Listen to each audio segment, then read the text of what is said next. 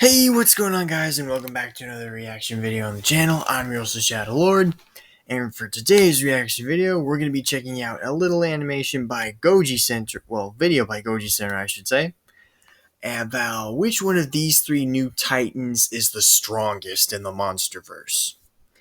And before we start reacting, don't forget to hit that subscribe button and join the channel, and let's jump straight in the video. 3, 2, 1, play. To number 1, TITANUS TIAMAT. Here we go. In the creature profile, Tiamat is said to be the embodiment of primordial chaos. Okay, so Interestingly, just the chaos. mythology behind this titan could have dated That back is to the time cool period where artwork. Mesopotamia was a flourishing land of advancing civilization. More than 8,000 years Mesopotamia. BC, where the well-known Babylonian civilization emerged from. Did he create The this myth animation? states that Tiamat took part in an epic battle that ultimately got her killed and overthrown by her own great-grandson Marduk. This association with conflict made her synonymous with the said embodiment of primordial chaos. Hence, But what other yeah, I can traits does understand this that. MonsterVerse titan borrow from its mythological counterparts? In the The lore, essence Tiamat had an established of chaos. dominion before getting usurped by another deity. In the MonsterVerse, Tiamat made her home in Godzilla's lair, possibly killing Yeah, she anything currently did living get there, beaten by only to be Godzilla later in Godzilla defeated and Dominion. exiled by Godzilla. She is also associated with the deep abyss and serpentine body, similar to some of the creatures Tiamat also created herself. She kind of she created deeper other into the kaijus. biology of this kaiju. For starters, this animal shows traits of both reptilian serpents and eels. She kind of reminds me of Manda First, in we a way. need to state the fact that this animal can thrive at sea and also on land. Why? Yeah? Because it feeds on electricity. That's right, Tiamat is considered to be a bioelectrical cool. titan, capable of transferring energy currents throughout its body, causing something called electrogenic cells. So how exactly does Tiamat use electricity? This gets a little crazy. It sounds crazy, Goji Center. Will be able to boil the surrounding water at extreme temperatures. Don't go swimming in the water. If Titanus Tiamat's around, do not go swimming in the water. Superstorms, so massive that they can be seen from outer space. Oh, that looks cool. Additionally, the designer of this kaiju did that state is some that good Tiamat would be able artwork. to travel on land and in the air with water spouts instigated by this ability. This attribute to transmit energy throughout its body is and this is only the first one. Electric eels. These electrogenic cells found in Tiamat take form as something called electrocytes in these fish, serving as batteries that emit energy that can be felt in an area covering many meters. In Tiamat's case, this could be useful as a weapon or worse, a storm producer potentially. So she's pretty much like Ghidorah, where she can just bring storms. The similarities with snakes could rely on the way it moves and hunts. Okay. Note that this is a titan that can breathe on land and sea. Yes. Snakes are animals that, if in water, will need to go up to the surface for air. However, some species of sea snakes have adaptations that help them absorb waterborne oxygen through thin areas of skin underneath their scales, allowing snakes to stay underwater a little longer. I did not know that. That is some good artwork too. Exaggerated, evolved version of this, possibly looking at. But either way, thanks, Goji Center. You made me learn something new. A vast variety of weapons. One set being the array of sharp-bladed fins that can cut deep, even through thick hides such as that of Godzilla. Yes. Using a blend of both by this image over here. Cutting, Tiamat would be able to dispatch almost any titan using this method, especially those who aren't adapted to living underwater. In the real world, although she did kill an old rival to Godzilla. Hard-shelled crabs. Sinking fangs or constricting it wouldn't be enough, so it resorts to coiling around its target and grinding the edges of its tough scales on the victim and slicing it into chunks while still alive. That is We can see brutal. This similar methodology occur as Godzilla is getting sliced from all directions by Tiamat. What else? It does not take a genius to see similarities between Tiamat's venomous spitting ability and that of spitting cobras. Oh, it's venom. This, however, is listed as phosphorus ink. Because venom is easily diluted in water, this means that it will lose its effect much easier if sprayed on another titan's eyes. Ink works differently. In the real world, most cephalopods store this ink in sacs inside their mantles. This ink, according to some research, is found to contain compounds that can irritate, numb, or deactivate certain sensory organs, similar to what happened to Godzilla in the graphic novel, making this weapon an equivalent of a flashbang of sorts. Ready for something trippy? Yes. This profile also tells us that Tiamat has been in Did Goji containment for Center some create time that now, little animation? enough for them to learn to mimic sounds That of looks other so good. species using vocal folds in its tendrils. This could be used as a luring mechanism during predation, but what's more rare is that Tiamat was apparently able to mimic human voices. Say it doesn't what talk, now? but certainly emits sounds that sound like that of humans, probably implying a good sense of hearing. Good this Titan, artwork. while in containment, would have heard the small voices of monarch scientists long enough to imitate them.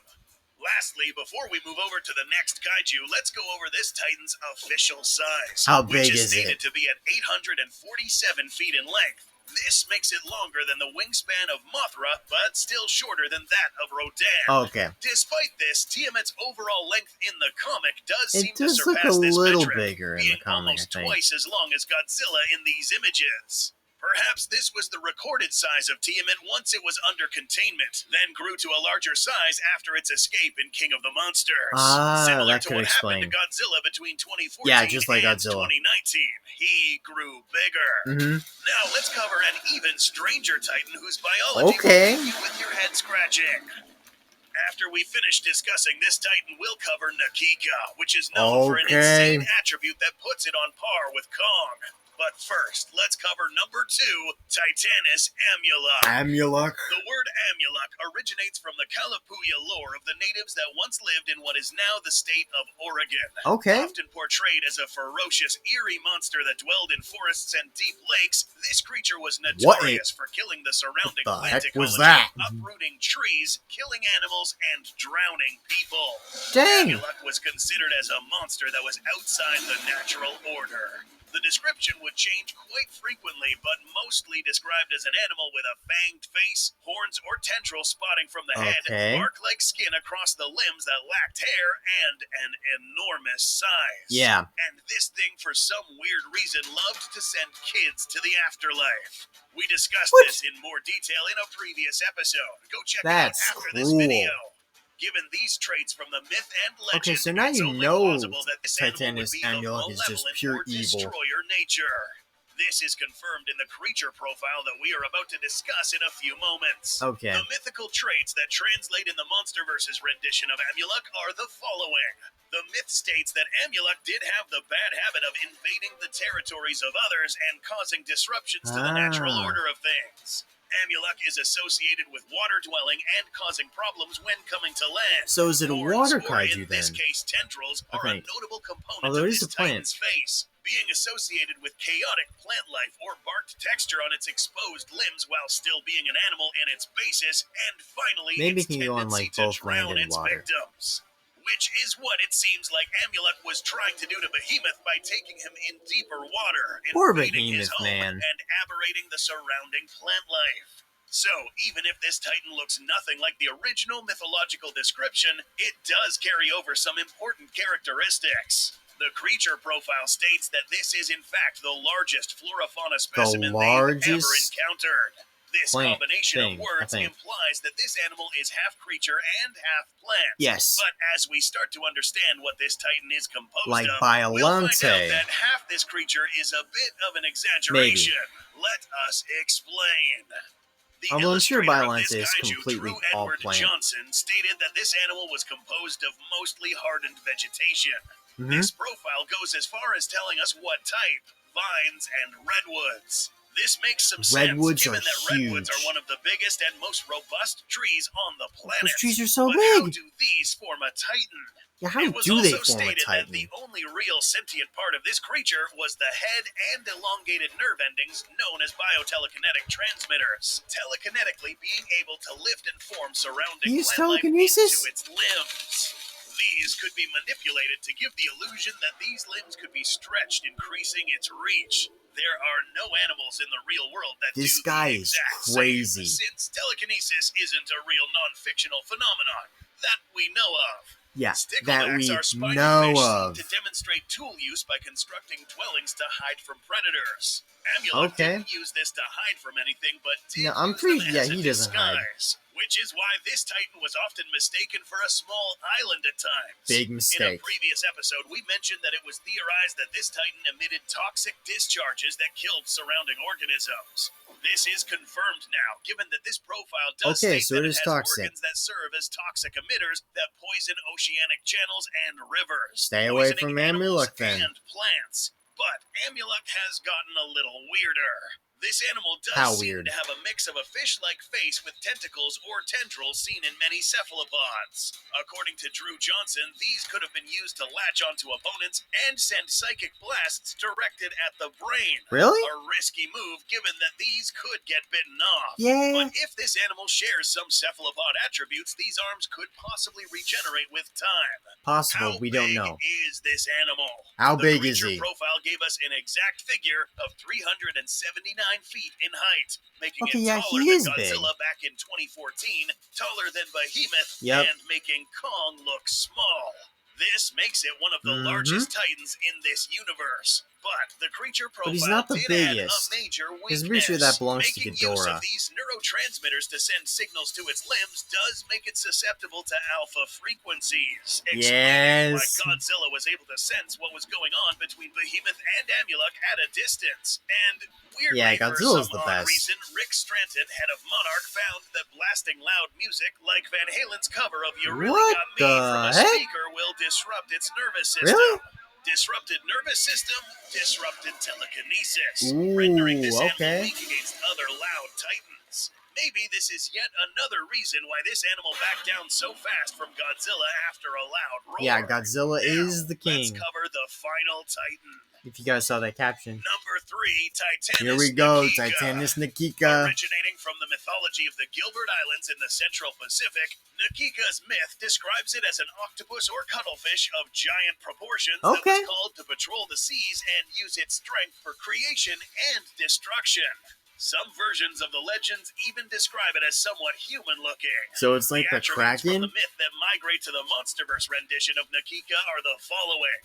Both the myth and Titan are cephalopods with great strength and potential, and a highly intelligent sapient being which owes allegiance to a greater power, that being Godzilla in the MonsterVerse. This Titan was actually somewhat accurate and true to its mythological counterparts. Yes. And with the new information obtained from the Omnibus release, we are now aware of some wild facts. How Nikika wild are these is basically facts? a combination of several cephalopods that existed throughout time in a magnified scale. Okay. Described as incredibly intelligent, we know that this creature has brains in each of its tentacles, as well as having many hearts as well.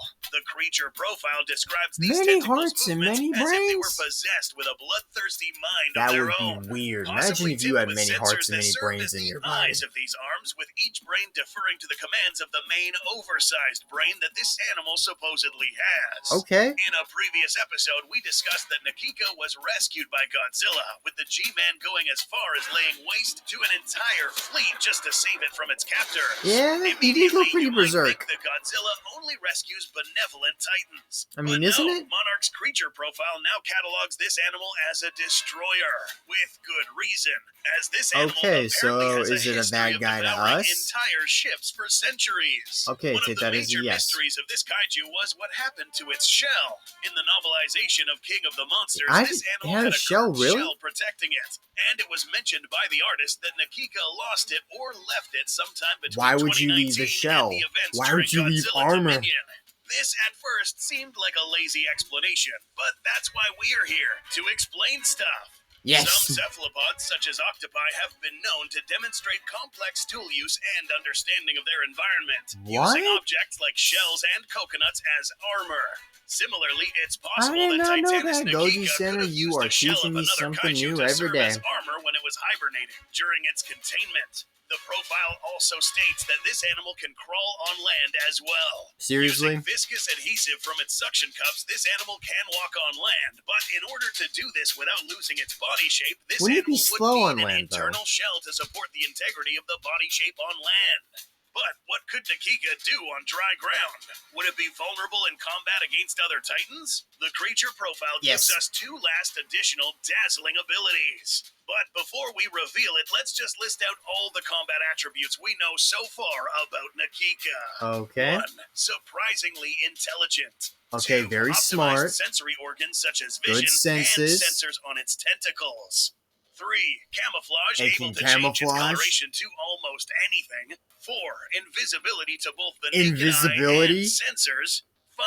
Able to emit And dead it can play Titan dead. frequencies or trick state-of-the-art technology that it's deceased. Wow. 6. And finally, one of the crazy ones. This kaiju is capable of draining elemental energy from other titans by simply wrapping its tentacles around them. So it's kind of like a weakening the vampire. opposing Titan and in the act In a way, becoming if you think about it. stronger.